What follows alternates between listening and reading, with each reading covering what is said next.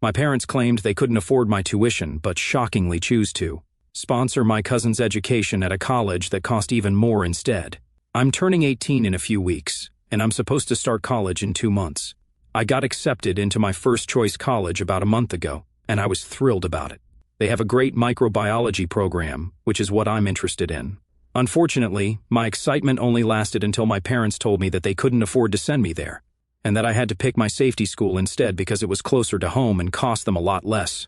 I got into an argument with them over it because it felt really awful that they had told me to apply to whichever college I wanted, but now that it was time to talk about tuition, they were singing a different tune and claiming not to have enough money to afford the college I wanted to go to. My dad is a software engineer, and my mom is the head of sales at a company. We live comfortably, so I didn't understand why exactly they were being such misers when it came to my education. I don't even have siblings that they had to worry about, and to be fair, the tuition was well within their budget. It just seemed unfair to me at the time, but they insisted that they'd go broke paying my tuition and wouldn't be able to save enough to retire. My parents are just in their early 40s, so I don't know what retirement they re-talking about because they still have a good 20 or even more years to go. I argued with them over this for several days and tried everything from anger to begging and even bargaining. I said that if they funded my education at the college of my choice, then I'd pay the full amount back to them eventually, and they wouldn't have to suffer any losses. They didn't give a damn, and instead told me to start looking into student loans instead of wasting my time arguing with them, or simply give up and go to my safety school instead. I wasn't too keen on the idea of taking out a loan because of the risk involved, but after arguing for about a week, I realized that my parents were determined not to give me the money for some reason, and fighting for it would be futile. So I could either go to my safety school and give up on my dream college, or else I could take out a loan and then end up with a ton of debt like so many others. Both possibilities seemed super bleak to me. I kept researching loans and their pros and cons, and I also applied for a scholarship, but I didn't give up hope. I did give up talking to my parents after our fight though, because they were being selfish, and I just couldn't bring myself to forgive them for it. My parents and I have always had a strained relationship at best because both of them are working individuals and are the kind of people who bring their work home with them. It was mostly my grandparents. My dad's parents, my mom's parents passed away before I was born, looking after me and taking care of me while I was a child. Once I was old enough to be home by myself, they'd leave me alone for hours while they were out for work. Even when they came back home, they weren't particularly interested in me and would only do the bare minimum. They'd talk to me at meals sometimes and ask me about school and my friends, but I could always tell they weren't interested, and I wouldn't try to talk to them either because it just seemed pointless. I'm going to be blunt and just say it. To me, my parents were nothing more than people who paid for things that I needed and would let me live with them. It sounds harsh and makes me seem like a total selfish brat, but you can't really blame me because it was my parents who never really bothered to make an emotional bond with me as a kid. I tried to get their attention and win them over, but I never could. So I gave up trying after a while since it was clearly pointless. As long as I had a roof over my head, clothes to wear, and food to eat, I was good. They had sent me to a decent school, I had good grades, and now I wanted to go to a reputable college so I could land a well-paying job after it. They were going to pay for it because I knew they had that sort of money, and that was the way it was supposed to be. That's the way it has always been. I didn't expect my parents to shower me with love and affection or even tell me that they were proud of me because of what I'd achieved. But I did expect them to fund my education at the very least because that's the one area where they hadn't let me down yet. But, unfortunately, now they failed as parents there as well. I'm not saying this because they refused to pay for my education, but because about 2 weeks ago I found out that they were paying for my cousin's education instead. My dad has an older brother, and they have a son who's the same age as I am. He's starting college around the same time, and we do have a couple of friends in common. One of these common friends sent me a picture that my cousin had posted. A picture with my parents who were smiling broadly while hugging him. In the caption of that picture, he thanked my parents for agreeing to sponsor his education and pushing him to chase after his dreams. My cousin had probably blocked me at my parents' request since I couldn't see his profile at all. I hadn't even noticed because he and I weren't close. My friend wasn't aware of my situation and had just sent that screenshot to me to tell me how kind and generous my parents were.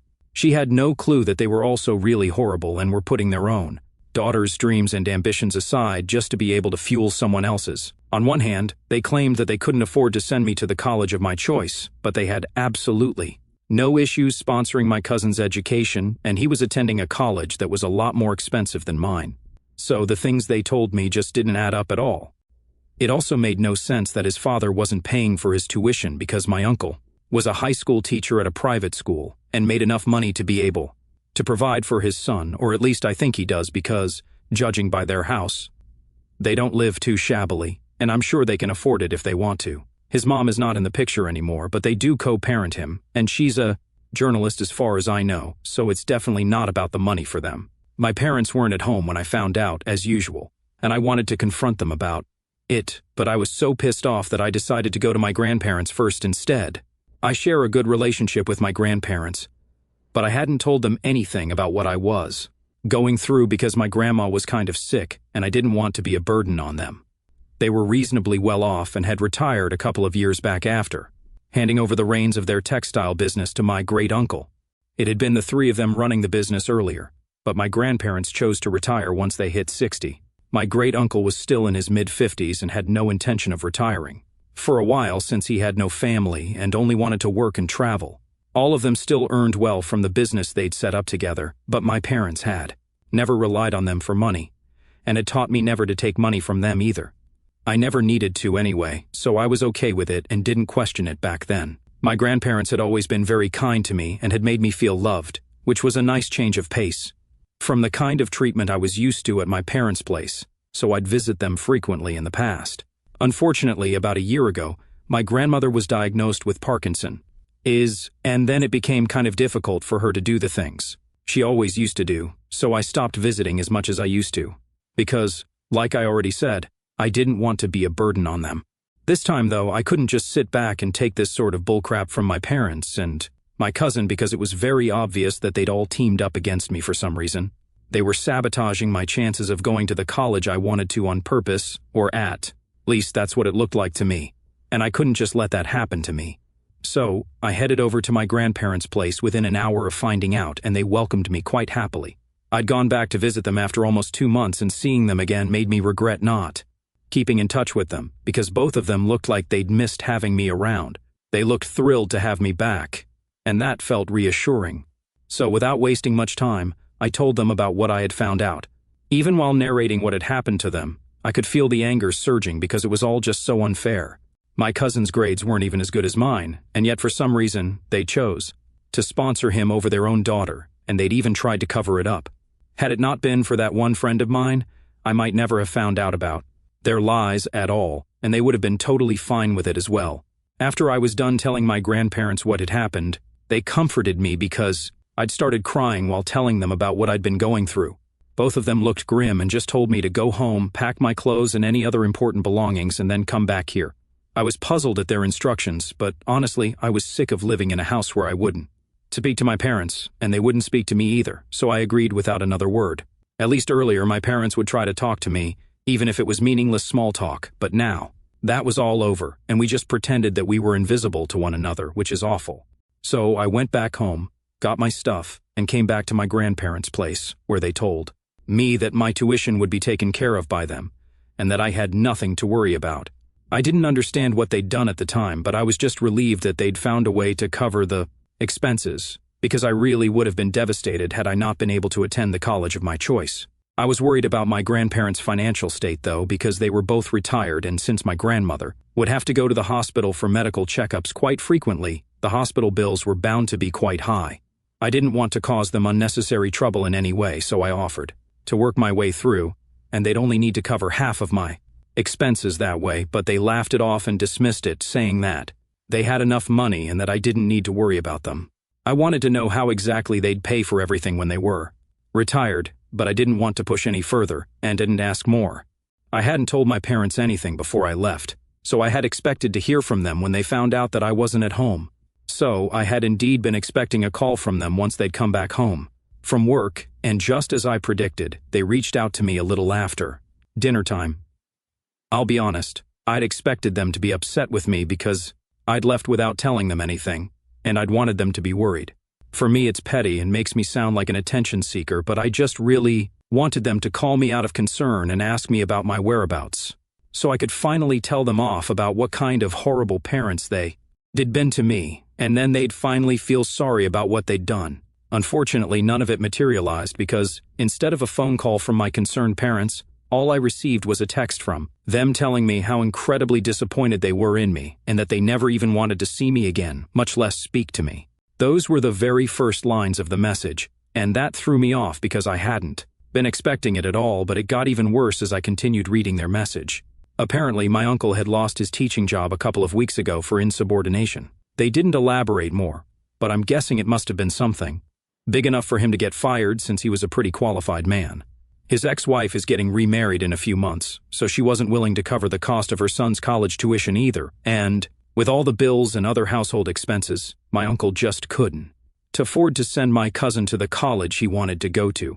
There had been a lot of outrage on my cousin's part when he got to know this, and he had been threatening to run away from home, so my parents had stepped in and offered to sponsor him instead. He was planning to major in art, and so it was even more risky for my uncle to invest in his degree because it was unlikely that he'd be able to repay him soon after college. I'm not throwing shade at art majors, but just being realistic, and that was why my father believed that it would be better for them to pay for his education instead. They said that the reason they'd chosen to sponsor him over me was because he was more in need of it, while I could still get by with loans and such, and he couldn't.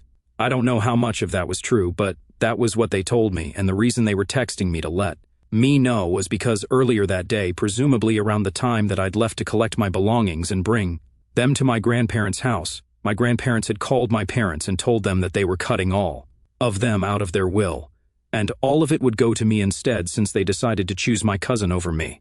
That was why my parents were furious at me for telling my grandparents what they'd done instead of discussing it with them first, which I guess might be a fair point. I don't know if they have a point or not, to be really honest, but I do think that what they did was still kind of messed up. I understand that this was coming from a place of concern for my cousin, but even then, I should have been their first choice and not my cousin. That just really hurt me, and I think anyone else in my place would have felt the same way. So, when I received the text from my parents, I didn't respond to it because I didn't know what they'd expected me to say. I believe they wanted me to apologize to them and my cousin and then prevent my grandparents from changing their will, but I didn't think that would be fair to me at all because, if anything, I'd been the one who had been wronged by them, and not the other way around. A week had passed since I received that message, and I still haven't heard back from anyone in my family. I'm still living with my grandparents, and it's relatively more pleasant than living with my parents, but that text just keeps bugging me because I feel like I might have messed things up a little for everyone involved. It's true that I could have gotten by with student loans, but even my cousin could have gone that way, and yet he'd chosen not to, but I was expected to just because he was being an immature brat who thought running away from home was a reasonable solution to his problems. I'd always known my cousin to be kind of bratty and downright annoying when he wouldn't get his way, but I'd thought he'd grown out of that behavior. Unfortunately, he hasn't, and now I've had to bear the brunt of that. I don't know if I should talk to my grandparents about the inheritance thing though, because that's really their decision. At the same time, I don't need all that money, and I guess my parents and my uncle would need it in the future. I feel like I'm hoarding it and being cruel to them by depriving them of their inheritance and hogging it all to myself, and that I maybe should have at least talked to my parents before I came running to my grandparents to complain about what they'd done. So AITA for telling my grandparents that my parents were funding my cousin. Is education over mine and then taking over their entire inheritance? Update 1. Before I say anything, I'd just like to thank everyone who commented on my original post. It means the world to me since apparently now literal strangers on the internet have more compassion for me than my own family does.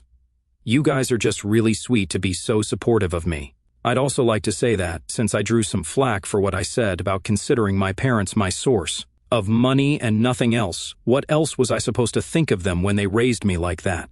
I already discussed that, ever since I was a kid, they'd leave me all by myself at home for hours for work, and there was barely any emotional relationship between us, so of course, I couldn't see them as anything except my source of money, and that's all.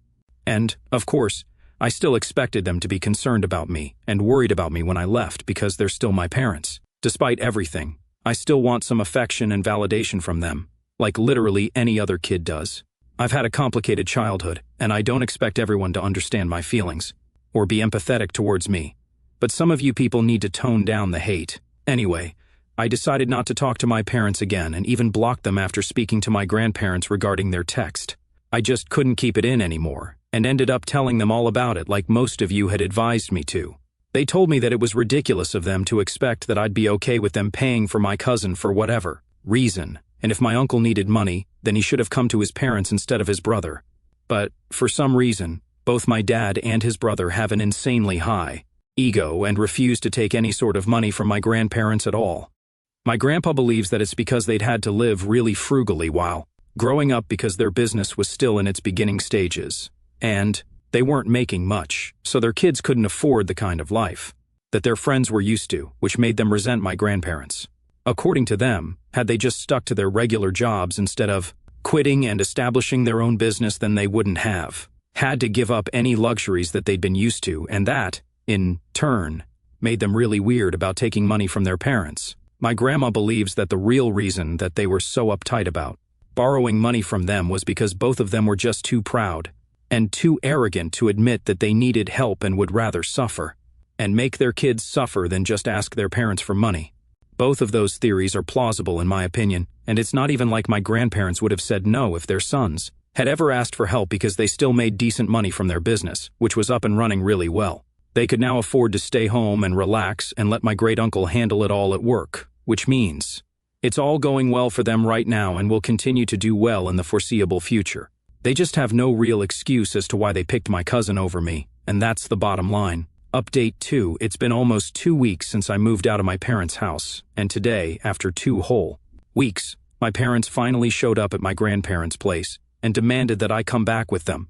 I obviously said no right away and told them that I didn't want to go back with them at all, but they refused to listen and said that they'd call the cops and have my grandparents arrested for abduction if they didn't let me go back with them. That was what made me fly off the handle entirely, and I started screaming at them at the top of my lungs about how they're the ones who should have been arrested because they're the ones who neglected me my entire childhood.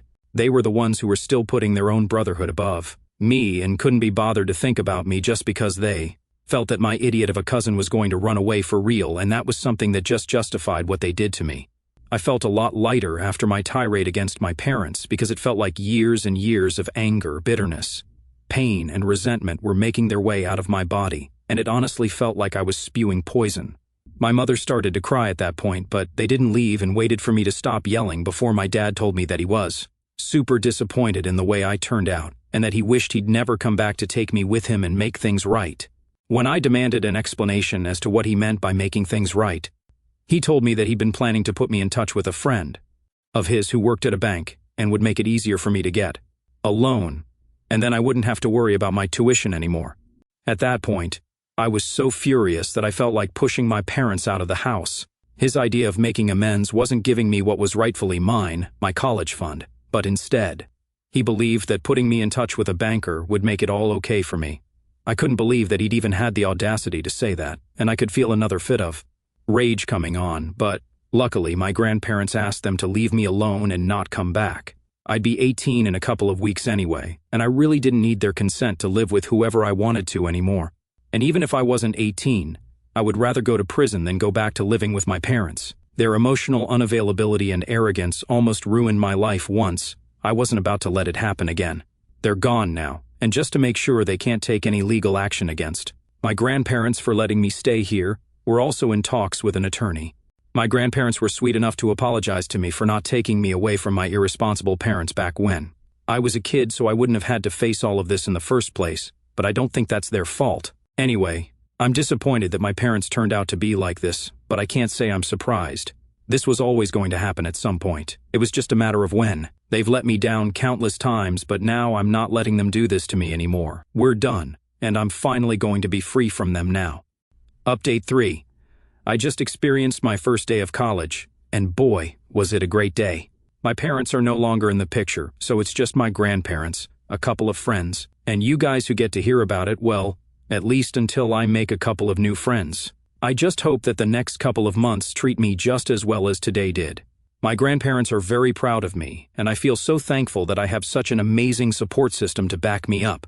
Starting college was everything I hoped it would be, but as I sit here reflecting on everything that's happened, I'm hit with this whirlwind of emotions that I can't quite untangle. I'm beyond grateful for my grandparents. They've given me a chance to chase my dreams when my own parents turned their backs on me. Their love feels like a lifeline, pulling me out of the resentment and hurt that's been building inside me for years. But there's still this ache in my chest when I think about my parents. I wanted them to care, to fight for me, to show even a sliver of the pride they showered on my cousin. Instead, they made me feel like I was the problem, like my ambitions were a burden they couldn't be bothered with.